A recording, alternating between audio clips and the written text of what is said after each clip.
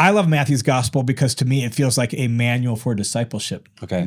And with all the blocks of teaching scattered throughout, as Matthew seems to have intentionally scattered those in 5 big blocks. He's got other teaching in little pieces, but 5 big blocks of teaching. Particularly you have the well-known Sermon on the Mount, which is like this, compendium, it seems like almost of Jesus' greatest hits, right? And it is a manual for discipleship. And I love it for that it helps us learn who Jesus is, what he's about, what his vision and values are for his kingdom, and then how we can follow him as his disciples. Hey, welcome to the Expositors Collective podcast, episode 333. I'm your host, Mike Neglia, and the voice that you heard is one of our guests for this week, Dr. John Whitaker. It's John Whitaker, Nick Cady, and myself having a 3-way conversation. Now, the 3 of us have some things in common. Number 1, we make up 3/5 of the Expositors Collective leadership team. But something else that we also have in common is the 3 of us are all teaching through the Gospel of Matthew in our own different contexts. So I thought it would make a fascinating conversation to talk about what we've learned about the Gospel of Matthew, how we're teaching it, and what are some collaborative opportunities, and then also what are the books and the resources that we've been learning from. And this gives us a chance to learn more about John Whitaker's amazing project, the Listener's Bible Commentary. And you'll be able to find a link to that in the show notes. So we were actually recording this. We took a break from our main reason why we were all together in Twin Peaks, California back in January of 2024. We were filming like an online teaching series course going through our Expositors Collective content. This is content that we've done, I think, 14 times in 14 cities across the world. In North America and Europe, we're coming to Africa soon.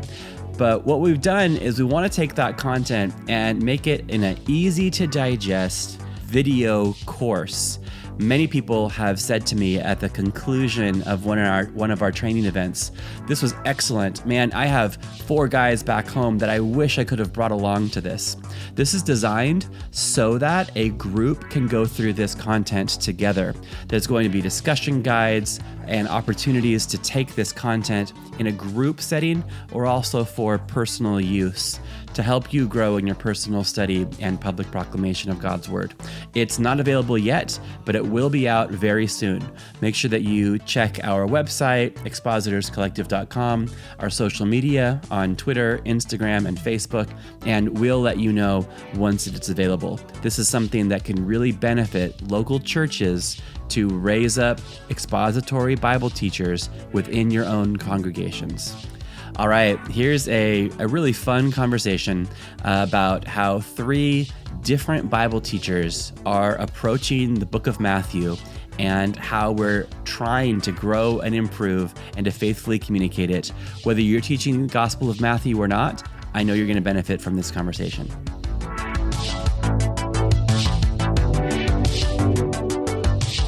Hey, welcome to the Expositors Collective podcast. I'm Mike Neglia. I'm with John Whitaker and Nick Cady. Good morning, guys. Good morning. How are you? Hey, we are this is our 3rd recording session, and it's 9:20 a.m. and we've already knocked out 2 recordings. We're incredibly productive, aren't we? We are. It's been a busy morning. Yeah, a busy morning after a busy day. Yeah. So yesterday we recorded the vast majority of our upcoming online video course on how to prepare and deliver Christ-centered expository messages. Yeah. Yeah, and it was a full day, but it was a good day. Yeah. So it was a good time as a leadership team to get together to think about our values, mission, and vision for the first half of the day, and then just crank out content all day. It's been wonderful. And there'll be a link in the description for how you can pre-order or how you can find this video content. I'm proud of it. Yeah, it'll be good. And hopefully it'll be really, really valuable and helpful to people preaching effective Christ-centered sermons. That's right.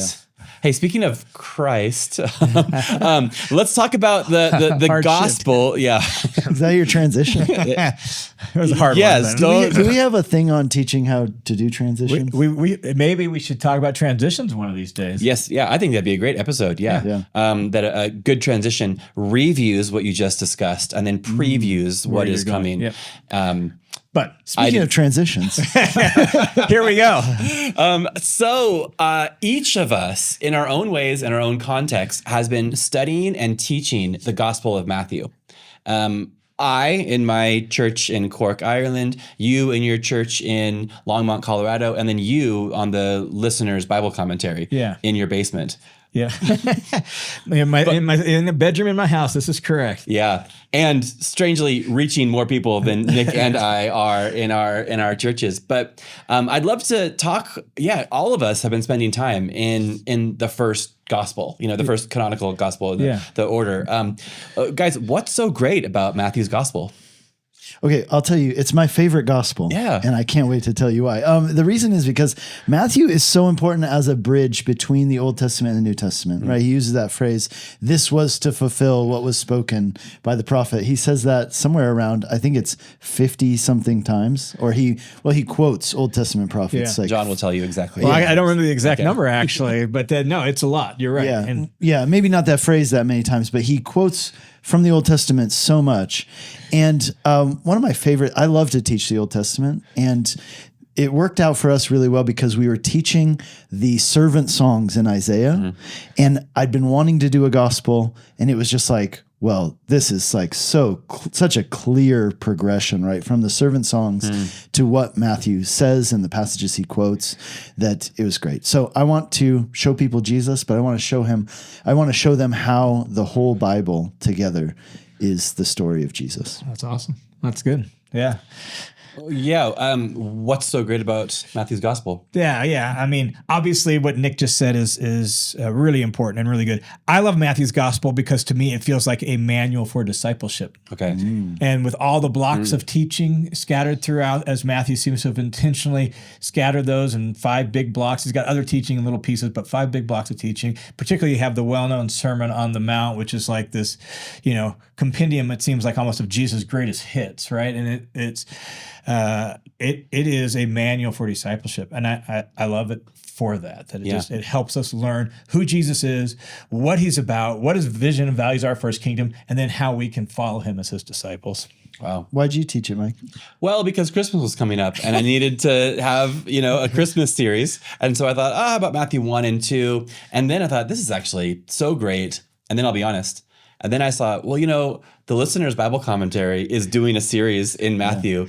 This would be a great thing. And then my friend and colleague, Nick Cady, is teaching through Matthew. Wouldn't it be fun to kind of like trail along and then pick up their crumbs like Hansel and Gretel? So that's one of the reasons. That's not all of the reasons, but that is. Those are some real practical reasons that led you to it. Like, okay, honestly, it was like, okay, we need to do like an Advent series. So Matthew would do great for that. And then deciding to spend, what'll be the bulk of 2024 going through it. And those were factors that were there as well. Also in discussion with the elders about what our recent teaching has been for the past couple of years. And that it's actually been a while since we've had an extended time through a long book. Yeah. We've done sections through other books. We've done short books. And in 2023, we did kind of more topical series than we usually do. And so I was encouraged by the elders to do a very long series through a very long book. And that can I ask you both a question? Sure. I mean, you're the host, but if I can jump in. Since you're both preaching this long series in churches, I think this is really something worthwhile to think about. How do you go about planning and preparing a long series through a book like Matthew that will take a long bit of a year? How did you guys go about planning that whole series out? Yeah, so what we are doing is we have one series that we're going to put in the middle of it when there's a natural break. Okay. We planned out through Easter. We were actually thinking about we've often done like an Easter, either before Easter or coming out of Easter. But for us, that's going to line up with the Sermon on the Mount. And just culturally, we know that the Sermon on the Mount is something that a lot of people like and associate with and want to hear taught. It's also one that I think many people assume that they understand, but they perhaps don't really fully understand it. And so we thought, wow, it would actually be great to teach the Sermon on the Mount around that time. So we're just going to keep going. But probably somewhere around the summer, we're going to stop, do another series for several weeks to let people kind of catch their breath and then re-engage into Matthew. In the fall. Okay. Yeah. So you lined out pretty much broke Matthew down into preaching or teaching chunks. Yes. And then put them on the calendar up through the end of May or beginning of June, somewhere in there. Yeah. Yeah. Very cool. Same for you? Not really. Not really. No. Listen, sometimes, John, I'm incredibly organized, and sometimes I'm not. So I planned 2023 so well, and then my planning kind of like ran out, and then like December was just manic for us. Yeah. January, when right now is kind of manic. So I'm kind of like flying by the seat of my pants, and that's. Hey guys, you should be more like Nick and less like Mike. It's good to hear that, though, for people to realize that. I want to be honest. Yeah, we're not perfect as preachers, and we're still things happen, life happens, ministry happens, right? Yeah. And this time last year, like January of 2023, it was like calendars, it was planning. I planned out every series for the coming year, and it was this wonderful thing. And I haven't been able to duplicate that or replicate that due to travels and commitments and other issues and drama. Like I just haven't gotten to, but I hope to in February. But long range plan like that really helps the sermons be more effective. Yeah. It actually gives you more flexibility and freedom. And all that. So it's worthworthwhile. So I'm feeling the lack of it actually. Yeah. So I can say having previously done that, and then now I'm not. Yeah. I wish that I had prioritized it and done it. That's good. Yeah. I think it's important. Well, why are you teaching Matthew? My situation is a little different. Yes, so it is. I'm creating this audio commentary on the New Testament called the Listener's Commentary. And I've got 21 New Testament books done. And there's 6 more to go. One of those is Matthew. And so I've got Matthew, I've got the Gospel of John, and I've got the letters of John and Revelation. So it's like, well, might as well do Matthew, then we'll just do all of John's writing, and then I'll have the whole New Testament done in this commentary. So that's literally the motivating factor for it. But are you aware that when you choose these things, you play a small role in setting the preaching schedule of a little church in Ireland? No, particularly in Ireland. Only in the last handful of months have I become aware of how many preachers are using the Listener's Commentary to help prepare their sermons. That wasn't, when I started the Listener's Commentary, I didn't even really, I thought, but I didn't really think in those terms. I was thinking just people who want to study the Bible. But I've gotten emails from, even the pastor of my own church. We're going through Hebrews because there's a Listener's Commentary on Hebrews, and he hadn't done Hebrews in a while. And he's like, that's perfect. And so I'm starting to realize, it's becoming a motivating factor for preaching, which is fascinating. It's part of my process, John. I listen to it every week. Yeah, well, that's super encouraging. And I'm glad it's helpful. We're here to make you blush. So I'll ask you this, Nick, and promise don't ask it back to me. Okay. But what's your goal in preaching Matthew? What's a successful series? If you achieve what you want to with Matthew, what's the end result? Yeah, I think my end result would be that people really understand who Jesus is, what he taught, and that they become like him, that they become disciples of him who share his heart, his mentality, and who are then sent out by him in the end. Are you doing anything along with the preaching series through Matthew that can both foster and facilitate that becoming good disciples who are becoming like Jesus, and maybe even to assess and measure some of that? Are you doing anything along with this series? No, but I want to know how. So tell me. It just was a thought as you were saying that, because oftentimes we put all our eggs in the basket of preaching. And if we're going to be honest as preachers, we have to admit preaching is necessary, but it's not sufficient for the full transformation of God's people. Yeah. So we do community groups that kind of like help us, go deeper into these things. So they're going to be following their sermon-based groups? We do sermon-based small groups. And so we're going through those, and, I find that to be really helpful in kind of internalizing, getting people to talk about these things. Yeah. But is there something else I could be doing? Well, no, just a thought on the sermon-based small groups. Obviously you're going to have your groups doing that, but I think it would be regularly helpful to dialogue with the leaders of the small groups, for collecting stories. What are people learning? What are people hearing? How are people being challenged? Do you have specific stories of ways people have changed their rhythms or their life, so that you can begin to collect at least some anecdotal data of how the sermon series and how people are trying to embody. Plus, it also encourages your leaders in those small groups to be thinking in terms of, we're not just having a Bible study here. Our goal is to together as in a smaller group, we're a discipleship group. Like the 12 around Jesus, now we're 12, 13 in a home, and we're trying to figure out how to follow Jesus together. If you can paint that vision to those leaders and then ask those kind of questions, reinforce that, collect some of those stories, I think that could help. That's great. Yeah, I'm going to do that. Huh? Yeah, me too. Well, that's excellent. So there's been a brief few weeks when Nick, you and we've been overlapping when we've had the same pericopes and we've taught them on the same Sundays. And it's been kind of a wonderful thing to be, texting back and forth and then even sharing drafts and then rough drafts and finished drafts of messages back and forth. Question, have you ever done that before? And then how are you enjoying that experience? I haven't done it before, and I am enjoying it. I've noticed I have done it before, and I'm not enjoying it with you. No, I am enjoying it. We got a little bit. We're not in sync at the moment, but I think that you're going to catch up to me because I'm going. I think maybe a little slower than you're planning to go. That's right. Yeah, and we paused it for a little mini series in Revelation 4 and 5 for the start of the year, and then I'll pick up back again. But I'm planning on picking up the pace later on to catch up to you. Yeah.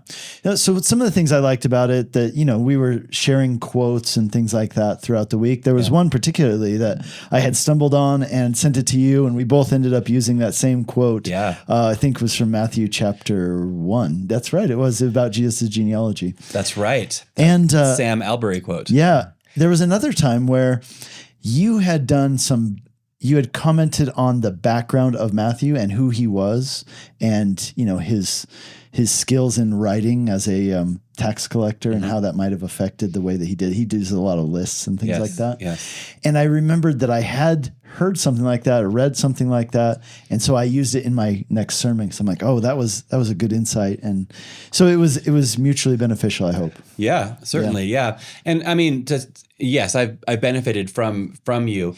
There was one thing where you had like a funny quip or a joke in your notes, and I thought that's a funny quip, and then I tried it. It didn't really land. Didn't work in Ireland quite like it did in Colorado. Huh? It didn't. So I guess that's an opportunity. But I even love just the sense of whether it works out to like quotes or references or links to this or that being sent back and forth.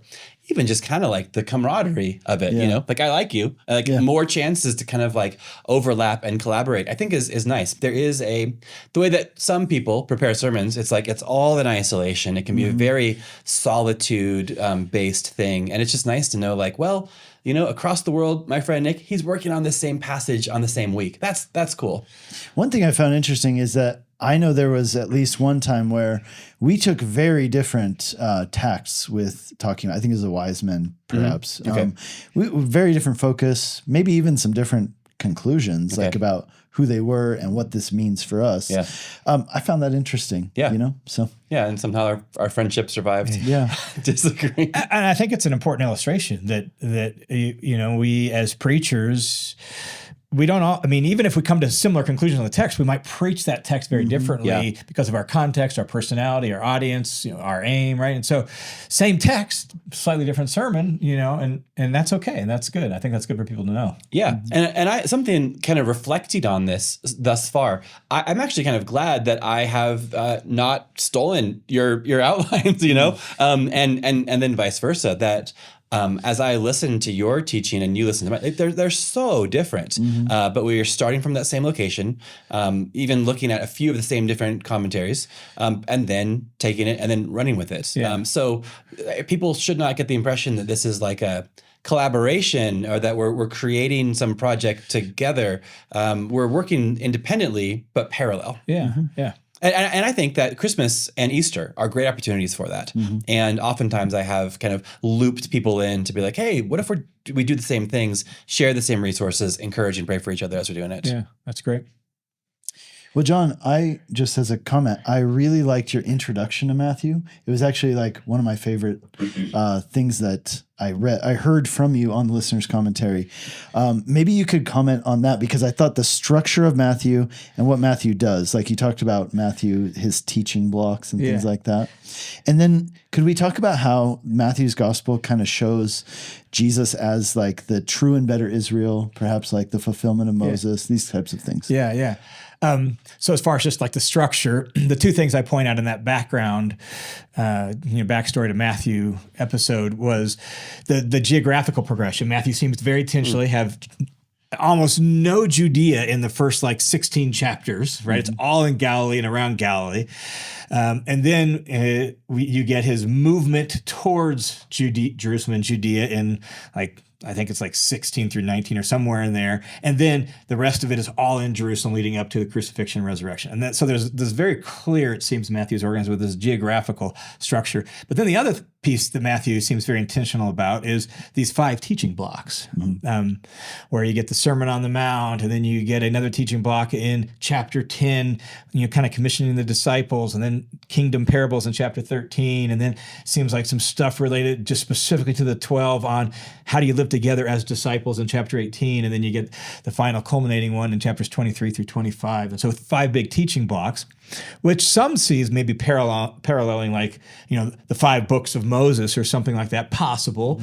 It's hard to know if it was Matthew really doing that. We don't know for sure, but maybe he's doing that. It certainly would make sense as a Jew writing to Jews, maybe showing Jesus as the true teacher of the Torah and interpreter of the Torah and some of that. So that structure, I think, is interesting, helpful to at least knowing how Matthew's put it together. So then he interweaves narrative to teaching block. And then coming out of the teaching block, you get some more narrative. Right? So come out of the Sermon on the Mount, and they're amazed that Jesus teaches with authority. Then you get 2 chapters showing Jesus' authority and actions he did with snapshots from his life and so on and so forth. And so it helps you at least track, kind of have a map for how the book is put together. The Israel thing has been interesting to me, how Jesus essentially is the representative of Israel as the Messiah. Embodies the whole nation in himself. Yeah. Out of Egypt, I called my son. So there's this whole going down into Egypt, coming back out of Egypt, entering the waters of baptism, which like 1 Corinthians 10 tells us. It's not like we're just making this up, right?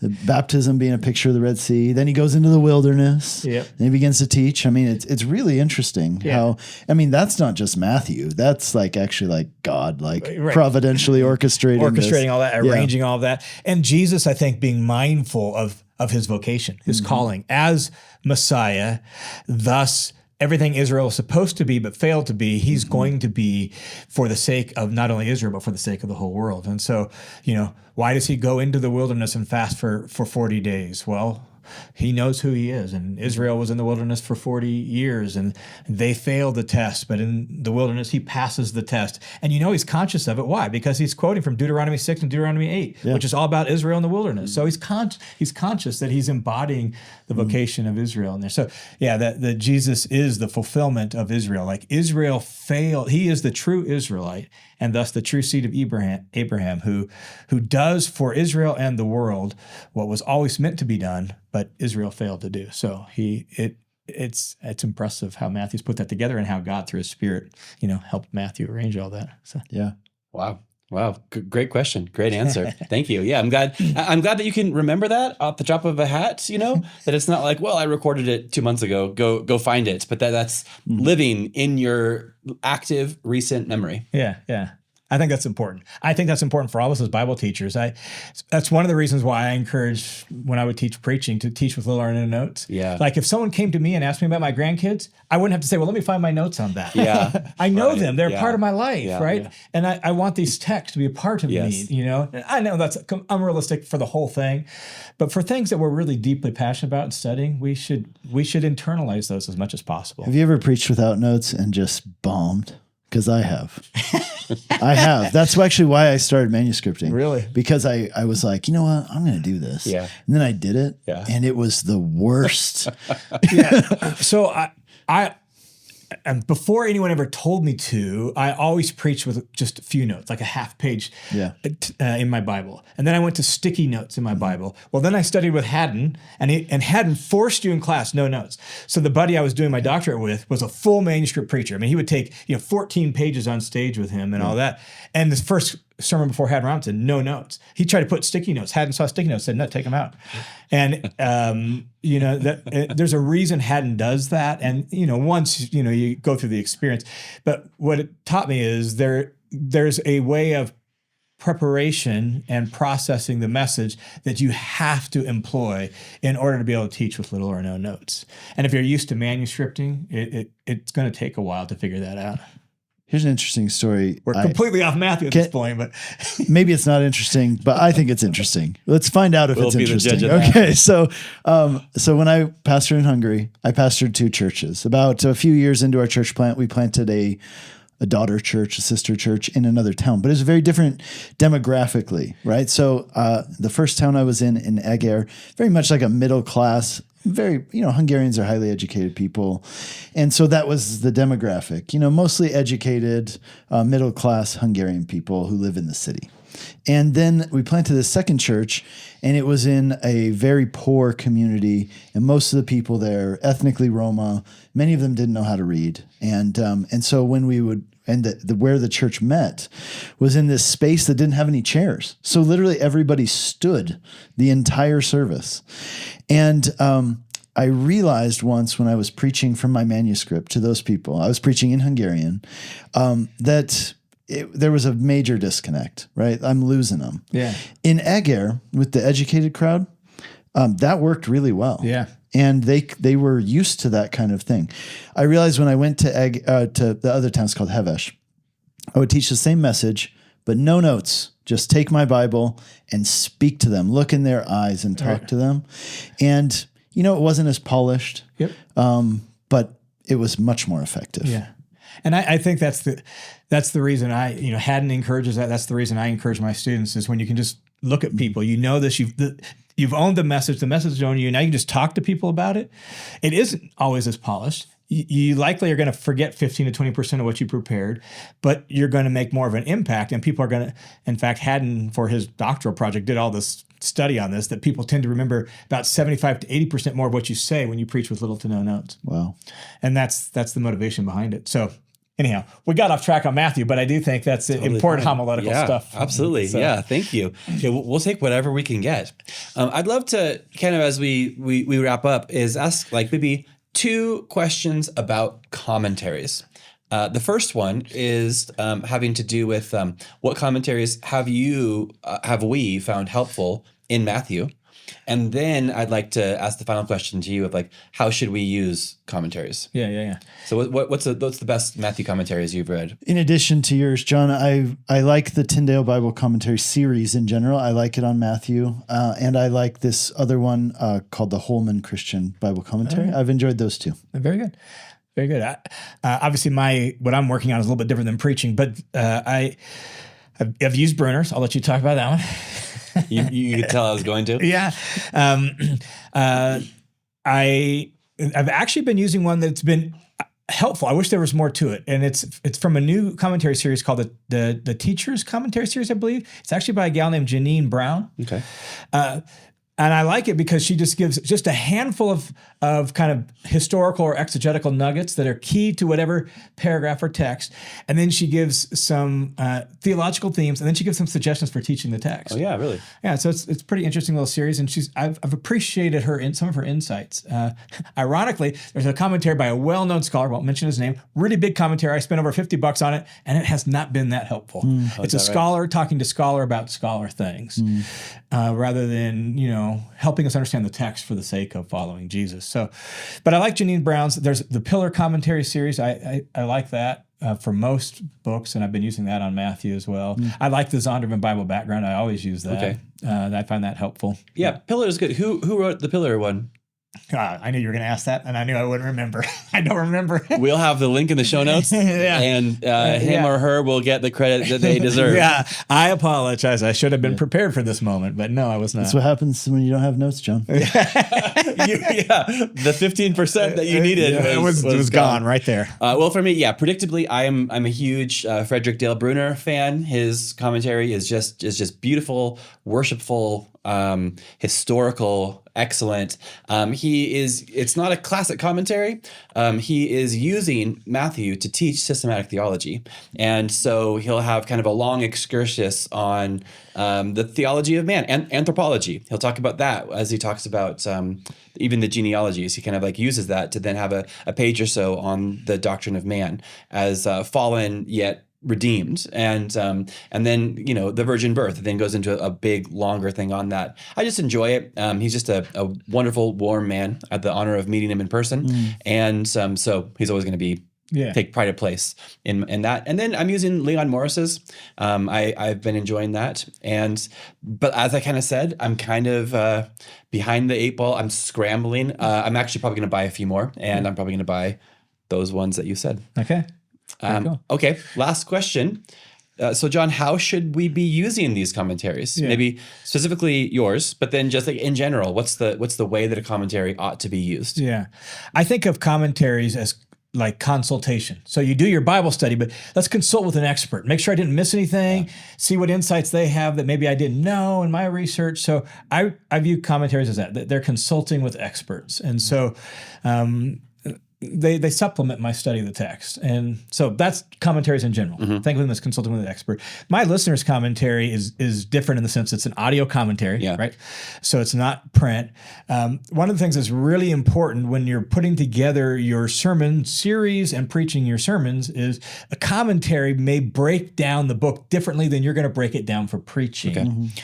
And I do that with my own, my listener's commentary. It's broken down for the sake of the commentary, right? And it's just different than preaching. And so you have to recognize that. You need to break down the book in a way that respects the preaching units, the calendar of the church, and all those things. The commentary may not necessarily fit that. So you may have to read 2 or 3 units for one preaching unit, or you may have to read half a unit for one preaching unit, right? It just depends on how you've broken it down. I think you have to respect that. And then the other thing is when you're preaching, commentaries are...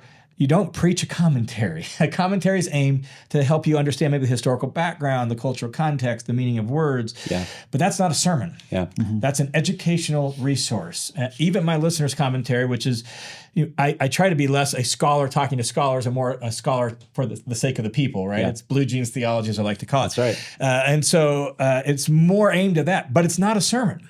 And so it can be a resource that can help you put together a sermon, but don't just try to preach my listener's commentary. Use it to help you think through the text, think through what's going on in the text, and how to understand the text, and then step back from that and do all the other stuff about putting together a sermon from there. Yeah. Hey, thanks. Nick, how do you use John's commentary? One of the things I like about John's commentary is it's not a sermon, and I think that I'll tell you this. I had a long drive with a friend and colleague, and we listened to John not for sermon preparation, just for pure enjoyment. And it was great. Yeah. And so how do I use it? Yeah, I don't take every insight, and I often break up the passages differently. Yeah. Mostly because of preaching, for example, I taught Matthew 3, which is about John the Baptist. I stopped at verse 10 in my first sermon because that way I have, a balanced portion for part 1 and part 2. And it also ends on a note that's really good as like a last thing to finish the sermon on. Right. So I use it for that. As much as I enjoyed your background in Matthew, I haven't used much of it in my sermons, but it's there in the back of my mind. And I know that it's impacting and influencing maybe not just my preaching, but even as I talk to people throughout the week. All right, good. Yeah. It's cool to have an audio of something that is not a sermon, because a sermon is kind of someone else's finished product, and then even to a different people. Yeah. And of course yours is a finished product to people as well, but it's different. It's kind of meandering through the text. It's thinking through things. You might have a thought or a comment, about even the dream that Joseph was warned in, and then he got Mary and Jesus out of that city, Bethlehem, and then talk about God's providence, and then kind of the double edge of that, Right. So we kind of like meander that. You didn't even turn it into like a little preachy sermon, and this is what, just kind of said, this is hard. This is hard to understand. And this opens up questions. Right. And then you didn't even really tell me what to think. I just left you there. Yeah. And I think that might not be even the best thing to do in a sermon, right? But it's a good thing to think through and then to kind of prime the pump. Yeah. Good. No, it's encouraging that people are finding it valuable and using it. And I do think it's helpful to have something audio. So I've had a lot of preachers tell me that while they're driving around or while they're at the gym working out or while they're on a walk, they just listen to it and it helps them be thinking about the text and kind of thinking about their sermon, but they're doing other things. Yeah. And I think that's convenient. Yeah. Mm-hmm. Yeah. Well, all right. Well, if you're at the gym right now listening to this, if you are walking around listening to this podcast, we hope that this conversation and all that we do at Expositors Collective helps you to grow in your personal study and public proclamation of God's Word. Thanks, guys. All right. Well, thanks for listening to this all the way to the end. This is, somewhat of a teaser or a trailer for the type of content that you're going to see once our video course is finalized and is released. If you've been watching this on YouTube, you see the high quality professional videography that's there, and it's something for you to look forward to. I hope it benefits you and people within your church or your ministry. Well, the Expositors Collective podcast, we've just reached a bit of a milestone. Last week marked the 6-year anniversary, or maybe the 6-year birthday of this podcast. We're episode 333. And so that means that I've been doing this every Tuesday for 6 years. Haven't missed a week. I think there was one time when we were one day late, but this has been a really fun project. I've really enjoyed the opportunity to speak with scholars and professors and authors, and then also just like ordinary pastors like myself. It's been a real joy for me to be able to do this. Thank you so much for those that have listened occasionally or faithfully, or even if this is your first episode, you're in for a treat. There's 332 other ones back there that are designed to help you grow in your personal study and public proclamation of God's Word. Here's like 2 requests. Number 1, if this is helpful to you, why don't you send this to like another pastor in your life? Maybe there's somebody who's teaching the book of Matthew right now. Well, don't greedily keep this to yourself, but send them this specific episode. Maybe there's somebody who's considering whether they should teach Matthew or not. Well, pass this along. And then here's the second request. And guys, it's financial. I want your money. And here's why I want your money. Because I'm going to Uganda, Africa in September. And we're putting on a 3-day version of our training events. We want to help and encourage Bible teachers to faithfully preach expository, Christ-centered sermons. Uganda needs this content. And so I'm going there. I'm joined with a team of other Bible teachers. I'm partnering with local pastors to really invest into this generation of Bible teachers and ministry leaders. And we are not charging for this event. So oftentimes in our events, the costs that we have associated with travel for myself and for other team members and accommodation is covered by the fee that we charge for the event. And guys, it's not a lucrative ministry. I mean, hardly any ministry we do is lucrative, guys, right? But this one particularly so. This is, it feels like a bit of a missions trip where we are not going to break even. We are going to provide 3 days of on-the-ground training, practical experience that's going to benefit Ugandan churches. And would you like to help out with that? Would you like to sponsor an expositor? So we've worked it out where we think that it's about $110 that it's going to cost for each person to attend the training event. So if you have room in your mission budget, if you have room in your personal generosity account, and if you want to make it so that one local Ugandan preacher is able to attend this, if you could spare $110, that would make a difference in one preacher's life, and then also impact all who will hear that Bible teaching for the rest of a lifetime. If you want to give more, if you want to give less, man, it would all help. There's going to be a link in the show notes to our CGN website budget allocated for this. And I would really appreciate that. If you have questions or comments, if you want to see the expenses about where the money is actually going to go, feel free to reach out. You can message me on Instagram or direct message me on Twitter. You can email expositors@calvarychapel.com, and I would love to talk with you, partner with you about how what we're doing in September can be an extension of what you're giving even now. So happy birthday to the podcast. Give me some money because I want to go to Uganda and I want to help Bible teachers there to grow in their personal study and public proclamation of God's word. This podcast is a part of CGN Media, a podcast network that points to Christ. We are supported by listeners like you. To help us create more great shows, visit cgnmedia.org/support.